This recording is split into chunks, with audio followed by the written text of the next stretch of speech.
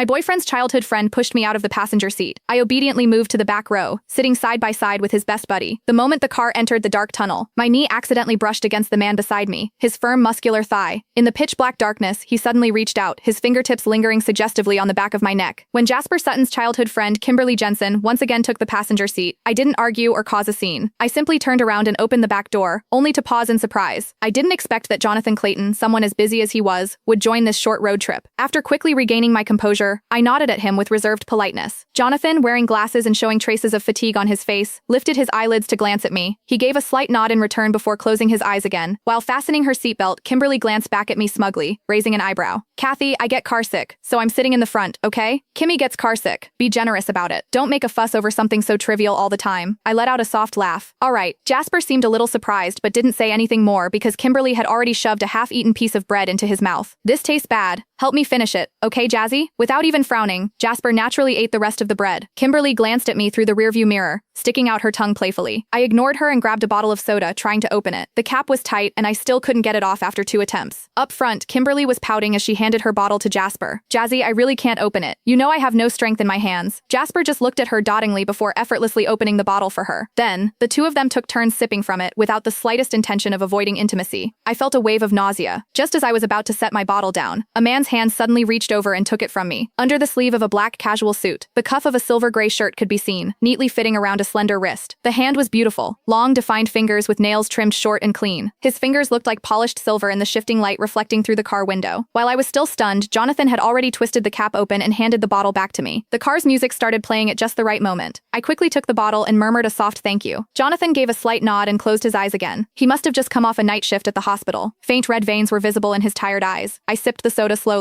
The car had merged smoothly onto the main road. Kimberly's birthday was coming up, so Jasper organized this short road trip to celebrate. About 7 to 8 of us were in 3 cars, heading to a hot spring resort 100 miles away. Not long after we started driving, Kimberly practically glued herself to Jasper's side. The music was loud, making it hard to hear what they were saying, but they were clearly enjoying themselves. Lately, Jasper and I have had several unpleasant arguments because of his inappropriate closeness with Kimberly. He promised to be more mindful next time. But whenever he saw Kimberly again, that promise vanished into thin air. Suddenly, everything felt meaningless to me. I lowered my head, chuckled to myself, then turned to look out the window. The mountain roads twisted and turned, with the occasional loose rock scattered along the path. As the car jolted, I couldn't help but lean to the side. My bare knee under my skirt brushed against Jonathan's thigh, pressed tightly against it. I wanted to move away instinctively, but then I noticed a faint reddish mark on Kimberly's neck. Even a fool could recognize it. A kiss mark. There was no need to guess who left it. In that instant, a surge of defiance rose within me, and I simply froze, leaving my knee where it was. Just then, Jonathan opened his eyes and looked at me. I pretended to be